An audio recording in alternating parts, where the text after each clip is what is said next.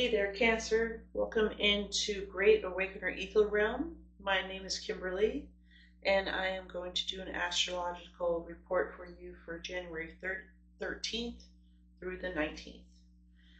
To start off, we have got the Sun in Capricorn, which is your seventh house of relationships, both personal and business. And then we've got the Moon, your ruler, in the sign of Cancer.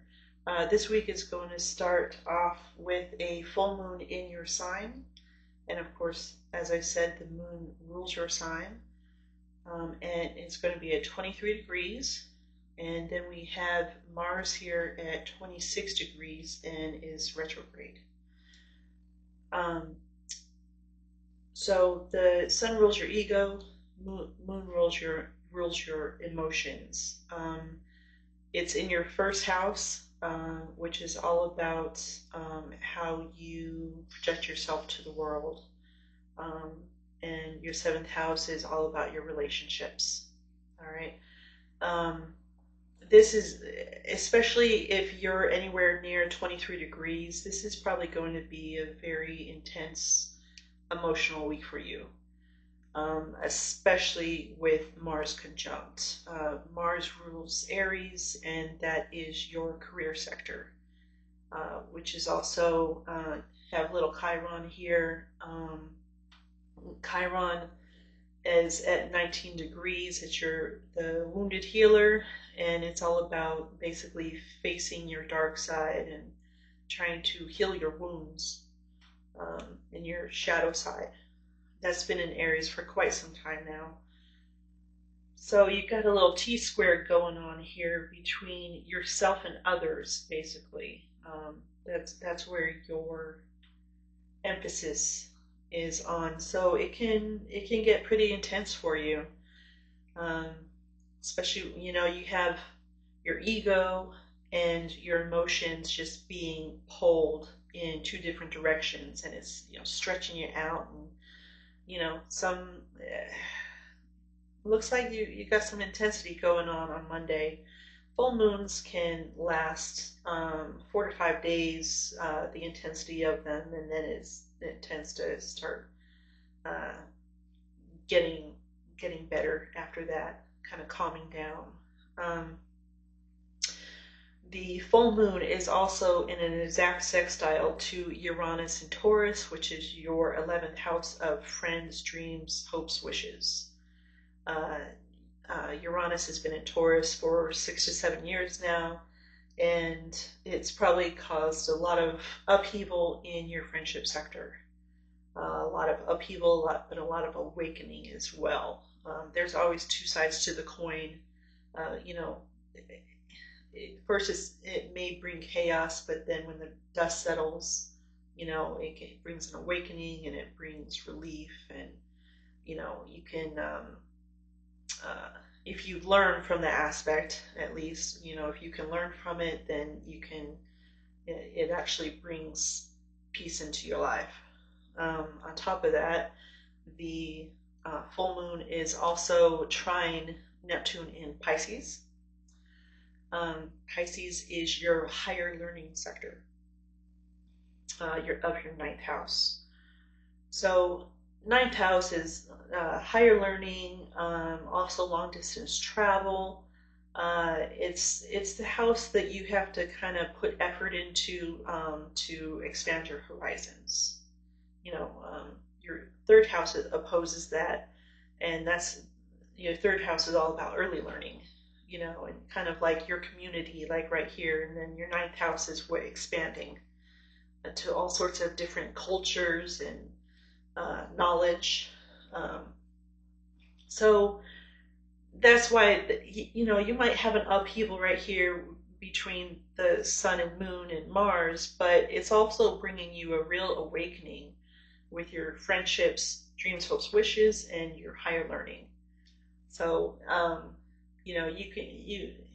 you might feel the intensity, but after the dust settles, it looks like it might be for a good reason. You also have Mercury in Capricorn, which again is your seventh house. That's your Mercury rules communication, and the third house of community, communication, and early learning, which we just described here. It's also the ruler of Virgo and Gemini, which is your 12th house. You have Jupiter in your 12th house, which has been there for about 6 months now. Jupiter is all about expansion and learning. It actually rules the 9th house, which brings higher learning expansion. Okay, and which your 12th house is all about what is hidden, your secrets, your subconscious, sometimes things that's even hidden from you that you don't realize that you do. Jupiter can really do you well in your 12th house. Jupiter actually is the traditional ruler of Pisces, which is the ruler of 12th house. I don't mean to be confusing anyone on this, but it's the traditional ruler of the traditional 12th house. So it's really good placement for you as far as awakening to certain things about yourself. All right. Let's see. Moving on through the week here, because this is really just supposed to be about January 13th through the 19th, so we're going to try to keep it like that. The moon moves into Leo, which is your first house, your second house of values and the way you earn your money, your earned income sector, and it's going to immediately oppose Pluto, which is an Aquarius, and it just moved into Aquarius permanently in November for the next 19 years. So this is, it's a newer energy that you usually won't feel on a direct level. It's an outer planet, so it's more of a subconscious level that you're going to feel it until the moon or another planet aspects it directly. So since it's so close to the full moon in Cancer, and Mars and Pluto are kind of like the two sides of the same coin. It brings a lot of passion, transformation, and so, and in a wider degree, Mars is still a little bit opposing Pluto as well. So Aquarius is your 8th house of transformation. And of course, you have Pluto in there, which is the ruler of transformation. So these next 19 years are going to be pretty interesting for you. In your 8th house, your other people's money, sex, death, transformation.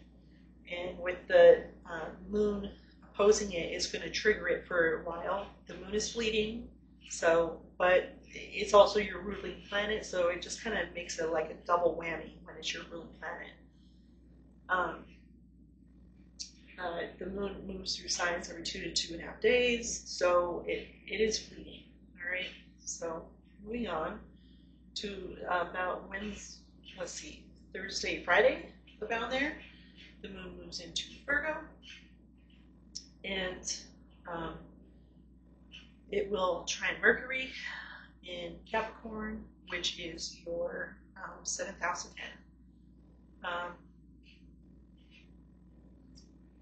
But it's at a trine, so that's what you got to think about. Like, this is an opposition, but in a couple days it's going to trine it, which is a very nice energy that is very relaxed. So upheaval, and that's why emotions are so fluid. And of course, Cancers know this because the moon is the planet that rules them.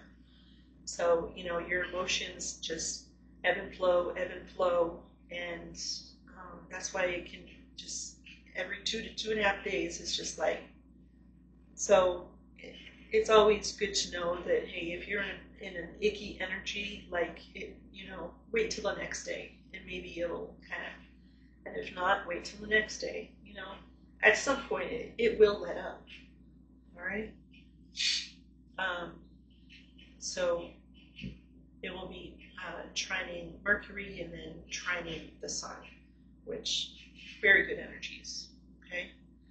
And then it's going to come into opposition in Pisces, but Pisces is one of your sister signs, and you're talking about sextiles and trines. It's still going to be a pretty relaxed energy for you. I do want to bring up Gemini in your 12th house because 12th house can be intense when triggered. So the moon will come around. Jupiter is at 15 degrees right now. So if you have any planets at 15 degrees, it's going to hit them the most. So the moon will come around to square Jupiter and trigger your 12th house again. All right. And then, of course, Virgo is your 3rd house of community. So you've got, excuse me.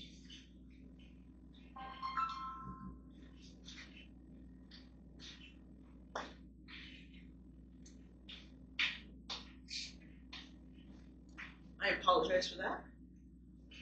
So you've got Jupiter in your 12th house expanding your subconscious, okay, whether it's in retrograde or not. It's going to come out of retrograde February 4th, but it still has that expansion level to it, but it's inward instead of outward, okay?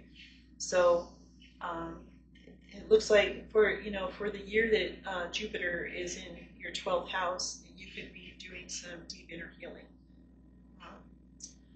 And then the moon in Virgo coming around to trigger that is gonna might cause some upheavals, might cause some dreams as well, because 12th house is your dream sector.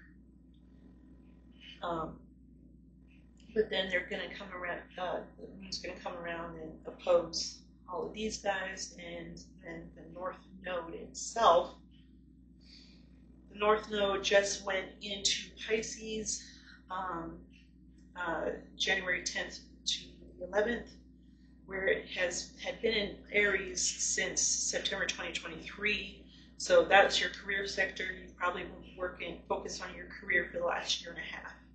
Now it goes into Pisces, which is your 9th house, which is your higher learning, long distance travel, your expansion, which again, Jupiter rules that 9th house.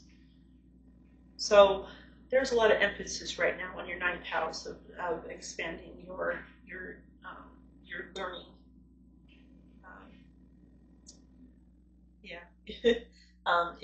You might even think about doing some long distance travel here, So it's real nice aspect, whether it's in an opposition or not. It's still. Your 9th house is trying to you, so it's not an upheaval type of thing. Moving on to Libra. In the weekend, this is your 4th house home sector, and this is going to come around and oppose or trigger this 23 degrees again that the full moon was on. All right. And of course, it's going to oppose little Chiron over there as well. It's going to make a quarter moon to the sun in Capricorn. And of course, can't hit Mars again because Mars is still going backwards. So it's going to kind of trigger it again. But what happens is, as I explained to everyone else, I hate to repeat myself, but I want to make sure everyone hears this, is that full moons are about awakening. It's about illuminating the subject, okay, things that have been hidden from you. Okay, so of course this has to do with partnerships and yourself. All right, and then you come around here and you make the square to that, and that's about accepting it. It gives you about a week to really comes to terms with accepting what has been illuminated to you. Then it comes around again, gives you about a week to maybe make a decision about what you're going to do about that, and then comes around again and like time to take action on that decision. Okay, so this is very cyclic, every 28 days, and then it's going to move on again. So um, let's see, what else was I going to then you have the moon come around to trine Gemini in your 12th house, um, which is um, it's a good aspect, even though it's your 12th and your 4th house. Which your 4th, your 8th, and your 12th house are all of your deeper houses, kind of like your internal private houses. All right, so you have Gemini in here that's been there for quite some, about 6 months, more than, and then you got Capricorn, and did I just call this the 8th house? Oh, I did not mean to do that. I meant to say that. I'm sorry. This is the 8th house in Aquarius. And I was meaning to point out Pluto, which rules the 8th house, which is a very, again, subconscious private house. Okay. So you're going to have Gemini and Pluto this come around and hit Jupiter and Pluto in Aquarius. So you're probably going to want some privacy this week, especially this weekend. Yeah, you're probably going to want to spend some time at home if you can, um, because this is going to trine Pluto, and then it's going to trine Jupiter. Yeah, you're probably going to just, by the time the weekend rolls around, you're going to want some privacy, probably from the upheaval that happened on Monday, right? Yeah, you're probably going to want to rest and recuperate on the weekend if you can. Obviously, not everybody is off on the weekends, but if you can, get some rest. This might be an exciting week for you. Got some upheaval in partnerships. Your subconscious is being triggered. All your private houses are being triggered by the weekend. Higher learning. Like what can you learn from what happened? Whatever it is that happened, what can you learn from it? That's how you want to look at it, and how can you expand and grow from whatever chaos ensued, right? And that's how you turn lemons into lemonade, right? So I think that this is good. I'm going to leave it here. I hope you have a good week. And if you like this report, if you want to subscribe and join me next week for next week's report, I would really like that. I do private readings, astrology, tarot. I do also other healing modalities if you'd like to visit my website. But until then, I hope you have a good week. Thank you, Cancer.